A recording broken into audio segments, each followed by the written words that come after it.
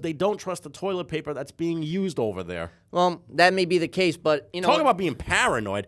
As far as who I like in this game, if you had to pick and what matchup to look for, the matchup to look for in this one, well, there are a couple of matchups. One, Brandon Marshall against that Dolphins secondary. Two, excuse me, Ryan Tannehill against the Jets linebacking core.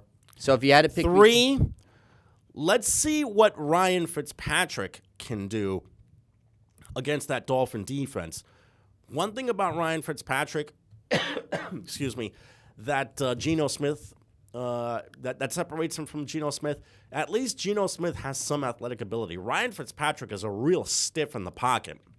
And going up against the Dolphins defense that's going to be salivating against a guy like Fitzpatrick, excuse me, and trying to look for a victory here, I would have to say that this would have to be the one game where the Dolphins would probably come up big in this one. So I'm picking the Dolphins to win in jolly old England. Sadly, I'm going the same route too. Even though as Jeff fan sickens me to my stomach that I'm going against my team, I hope they win. Believe me, I do. But something tells me in my heart of hearts, I think Miami takes this game, and it's going to be Lamar Miller who's going to have a big day on the ground against the Jets.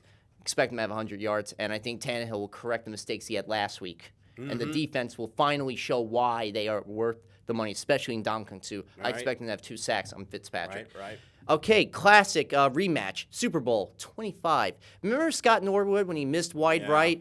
2019, the Giants beat the Bills.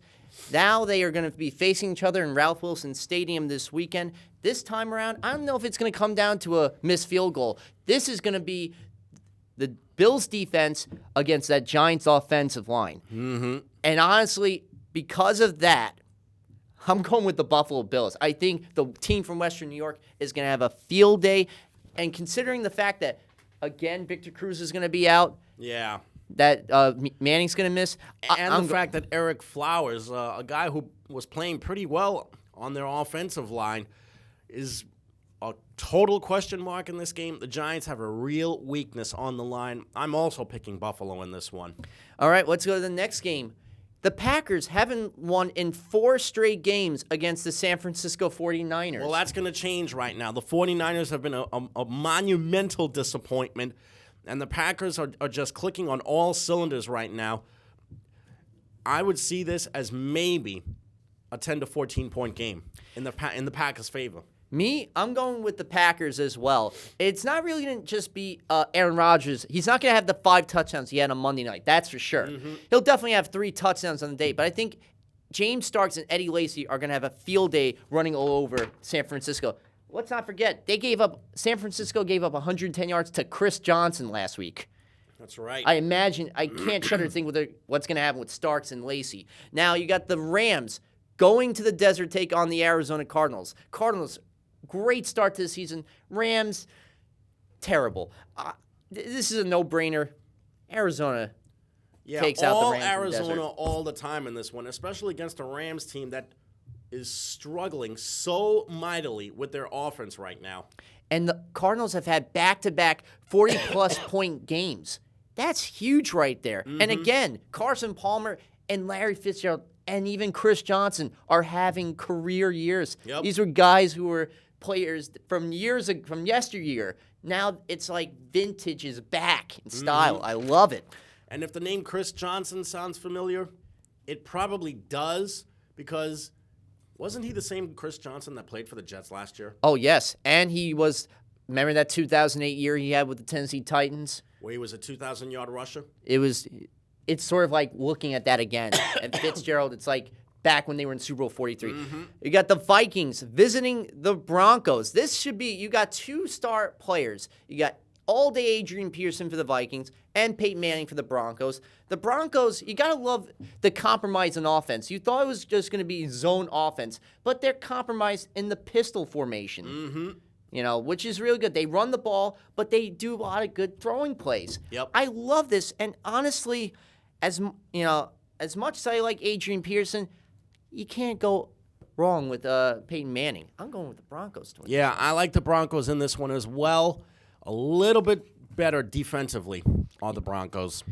And Honestly, that secondary is not going to. I think Payman's going to have a field day. Now, Sunday Night Football in New Orleans, in the Big Easy, you got the Cowboys visiting the Saints, and it ain't going to be easy for the Cowboys in this one. I don't think it's going to be easy for either team in this one. Both teams are desperately looking for a win, and both teams might be without their top quarterback. We already know that Tony Romo is going to be out at least 8 weeks. But what's going to be of Drew Brees? He's going to probably end up he's questionable right now. I think he could potentially be a game-time decision because of the fact that it is a Sunday night game. So that could be the case. So I honestly think they're going to have Luke McCown starting. There is a chance for Drew, but something tells me Luke is going to be the starter that night. And for that reason, I think Brandon Weeden finally gets his first victory as a starter for the Cowboys. I'm going with the Cowboys. Well, if the Cowboys win the game, it's not going to be Brandon Weeden that's going to win it for them. It's going to be the defense, and that's why the Cowboys take this one. Especially Sean Lee, their linebacker. He's huge for them. Now, Monday night, we got the Detroit Lions. A second straight primetime game they have to play. Going into the 12th man playing against Seattle Seahawks. Yeah, and the 12th man is going to be the difference in this one. Seattle's going to even their record at 2-2. I like Seattle in this one. You know, last week, Marshawn Lynch had that injury in the 26-0 defeat they had over Chicago. Mm-hmm. And this kid, Rawls, comes in, who's the Thomas Rawls, undrafted rookie out of Central Michigan, had 104 yards and 16 carries. Mm-hmm. Expect him to be the starter, have another big 100-yard performance on the night, and I think we're going to see another special teams extravaganza from Tyler Lockett. And I really think Jimmy Graham could have yet 2 touchdowns as well. I think they're going to destroy Detroit. I'm going to the Seahawks.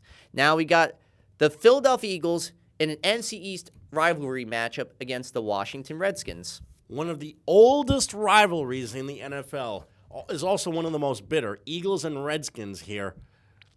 Exactly who takes this one? I say, once again, this time it could be the ground game that could probably try and decide it for either team. They're both struggling so mightily at quarterback right now. And I kind of had a feeling about Sam Bradford.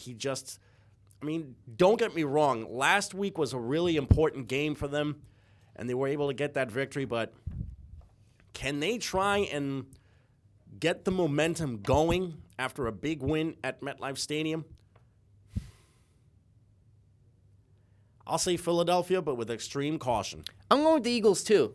You know, their secondary actually improved last week with 4 takeaways. That's big right there against the Jets. They needed that game, especially with how they were performing the first 2 weeks. Had they lost to the Jets, there would have been more questions towards Chip Kelly than he needed already. The Philadelphia media would eat him up alive. So I really think Philadelphia is going to have a good performance, and it's going to be the ground game and the running backs that have really been the difference. All right, the next game, you got the hot Atlanta Falcons at home. Yep. Those Georgia Peaches got the Houston Texans coming to visit them. And honestly, I think the Falcons are going to reign supreme over that Texans team, despite the fact that the Texans did win last week with Alfred Blue. But Devonta Freeman, again, will have another good performance. And I really expect the offensive line to do a solid job giving him some good running lanes. I like Atlanta as well. I think Kansas City's got a couple of holes in them defensively. And Desmond Trufant, expect him to pick off Mallet in the game. Now, the next game right here, this is interesting. You got the Kansas City Chiefs going to the Queen City to take on the Cincinnati Bengals. 2 teams with, I would say, adequate play at quarterback. Alex Smith for the Chiefs, Red Dalton for the Bengals. Although I say that the Bengals take this one because they have the better 1-2 combo at quarterback and at receiver with Dalton and A.J. Green. I actually am going in the opposite direction here. I'm going with the Kansas City Chiefs. I think Jamal Charles and the team have had some struggling games in the last 2 weeks where they've come up short, especially in the Denver game and last week against Green Bay. I think this is the week where Jamal Charles and company will get it done. And last week, they finally got a wide receiver with a touchdown. Mm-hmm. They hadn't had that in 18 games. That's in 19 games. That's embarrassing right there. Yep. I'm going with the Chiefs. I think Alex Smith is going to have a big day and expect to see Jeremy Maclin, 100 yards on the day. Sorry, Cincinnati. Your time ends this week. Now, the Oakland Raiders going to Soldier Field to take on the Chicago Bears. Let's see what kind of performance the Raiders come up with this weekend in their second straight game being played in the Midwest. They wound up taking advantage of a Brown squad that, quite frankly, is just not that good. They should be the better team in this one than the Bears are, and I say they are the better team in this one because the Raiders have the slight emphasis on slight edge at quarterback, although I'm no David Carr fan. I also think they have the better edge at receiver with Amari Cooper. And Michael Crabtree. And Michael Crabtree, who's trying to make a name for himself on the other side of the bay. The only thing the Bears have going for them is at running back with Matt Forte, who suddenly is on the verge of, maybe on the verge of being traded. But as far as defensively, I think the Raiders are a step ahead of the Bears. I'm picking the Raiders in this one. Yeah, I'm going with the Raiders, too. You mentioned Amari Cooper is really having a good season, but Derek Carr in the last 2 weeks, 5 touchdowns versus 1 interception, 665 yards. He's going up against a team that gave up 26 points last week against Seattle. They gave up 40-plus points last week, the second week against Arizona. I shudder to think what the Raiders are going to do. Raiders definitely got this. Now, the next game right here, you got the Carolina Panthers visiting the Tampa Bay Buccaneers in another NFC South matchup. Honestly, the Panthers are really hot right now. Yeah. Cam Newton, Superman, especially last 2 weeks, big rushing touchdowns, including week 2 when he leaped over some defenders. I really don't think the Buccaneers are really going to be seizing any treasure this week. Yeah, I like Carolina in this game as well. Just way too much of a disparity at quarterback. And Tampa Bay without Austin Severian Jenkins, it shows. Last week, 9 points they were able to muster up. Now, one of your favorite games right here. The Cleveland Browns are visiting Qualcomm Stadium in San Diego to take on the Chargers. Okay, first of all, what makes you think that this is one of my favorite games? And two, this has Chargers victory written all over it. What can the Browns do to possibly beat San Diego, which has a better quarterback, Phillip Rivers? But here's the thing. They could take it. The offensive line for the Chargers has been decimated by injury. Chris Watt has a groin injury. Orlando Franklin, the former Denver Bronco, right ankle's hurt. King Dunlap, concussion, who used to play for Philadelphia. Mm-hmm. They just signed J.D. Walton, another former Bronco, and former center from the New York Jets, sorry. And Tyreek Burwell, they promoted from the practice squad to fill in those gaps. Browns could potentially, their defensive line could take advantage of that. But even if they do, I think in the end, Melvin Gordon, expect him. I think he's going to be a big difference in the game, even without the two tight ends that have one, Gates with the 4-game suspension, and the other tight end, Ladarius Green, injury. I still go with the Chargers, even on their worst day. Mm-hmm. And then finally, the game, 10 dull games in the AFC South. The Jacksonville Jaguars visiting the Indianapolis Colts at Lucas Oil Stadium. But here's the problem. Will Andrew Luck play or will he not? That's the $64,000 question right there, so I'm going to leave that one alone. If he plays, this is a Colts victory. If not, this only improves the Jaguars' chances even more. I know. I think even without him, I think the Colts still will muster a victory. Even without him, I think whether it's Hasselbeck or Tanny, I think either way, they're going to win at home. I got the Colts winning this one, but if it's without Luck, it's going to be by the skin of their teeth, really, like last week, probably by a field goal with Vinatieri. All right, and that's all the Week 4 games for this week. Now let's get into, I can't even believe I'm saying this, Week 5 college football, starting with the Iowa Hawkeyes, undefeated under Kirk Ferentz, who's been there 17 years, going up against the number 19 ranked Wisconsin Badgers. Yeah, Iowa's been a bit of a disappointment the last couple of seasons, and because of this, Kirk Ferentz's job has been in question, but now they're undefeated. Yeah. Iowa's undefeated right now, and this is their big shot to try and put a dent in the Big Ten title race. But in this case, Wisconsin is just better. They're just so much better in this one. Plus, they've got a new head coach, Paul Chryst, who's going to try and make a name for himself in this one. Now, What's going to be the key? It's going to be what C.J. Beathard does at quarterback against Wisconsin's star linebacker, which is Joe Schubert. And not only that, this is the battle for the Heartland Trophy. Iowa hasn't won since 2009. Yep. And I think this time, it's going to change around. I'm going with the Hawkeyes. I smell upset right here in Madison. Now you got the Texas Longhorns going up to, I think it was at Fort Worth to take on the TCU Horned Frogs, the number 4 ranked team, headed by Heisman Trophy favorite Trevon Boykin, who last week in the Texas Tech game had the biggest, luckiest touchdown catch. And it wasn't Josh Doxson who tipped the ball. It was the running back who got it in his hands. Yeah. That was one of the craziest plays I've ever seen.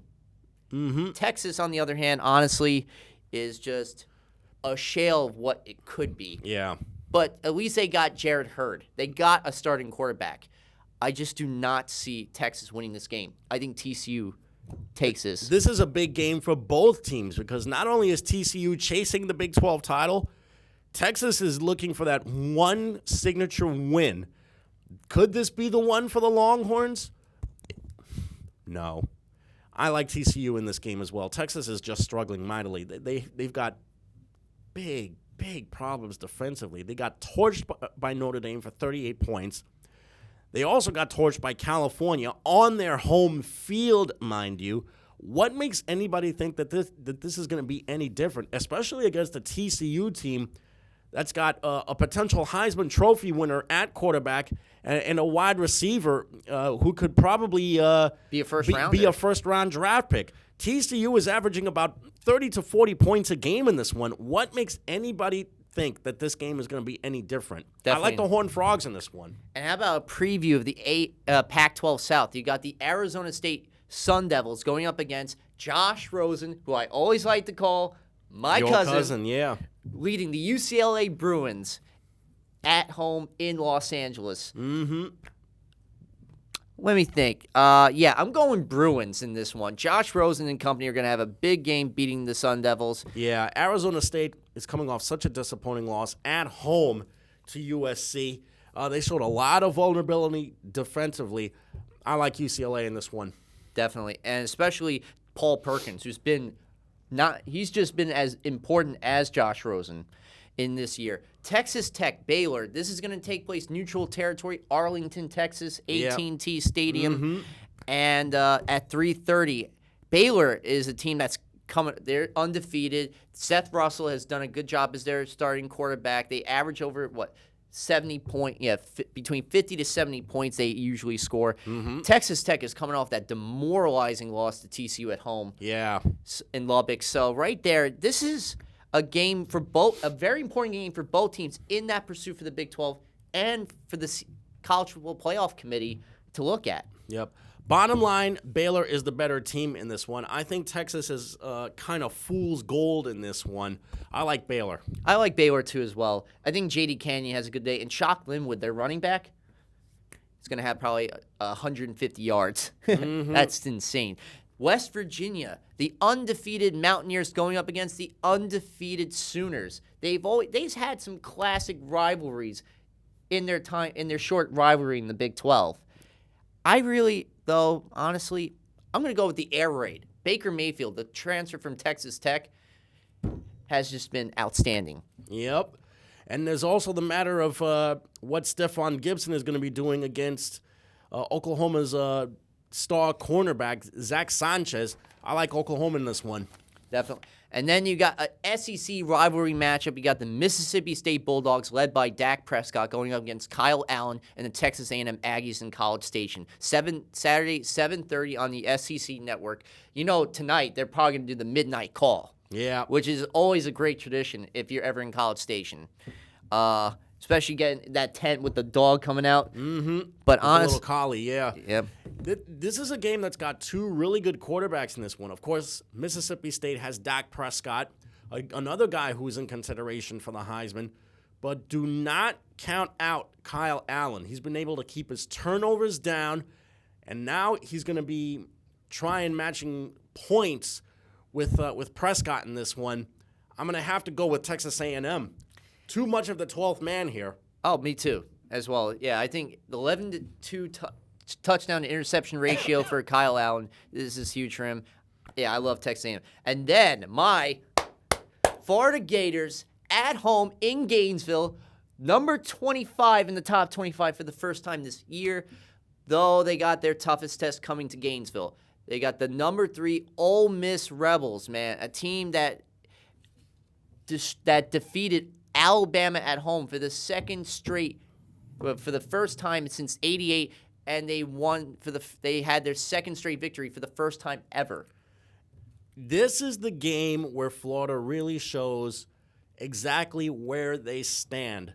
Not in the Southeastern Conference title race, because I think it's a little premature right now, but where they stand in that league, because they have been such a downtrodden program for so long, ever since Will Muschamp came to town. Yeah, ever since Urban Meyer left the program, much less who took over for him. But now, this is a big, big matchup for both teams. I still say Ole Miss is a little bit more talented. Florida has got a ways to go. I like Ole Miss in this one.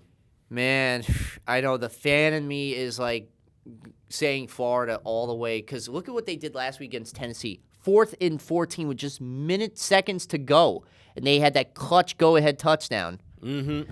And then not only that, but Ole Miss is just so loaded at wide receiver, and I say a quarterback is only as good as the receivers that he's got. Well, Chad Kelly has got a lot of good guys to work with, including on that offense, including Laquan Treadwell, who might be a future first-round pick down the road.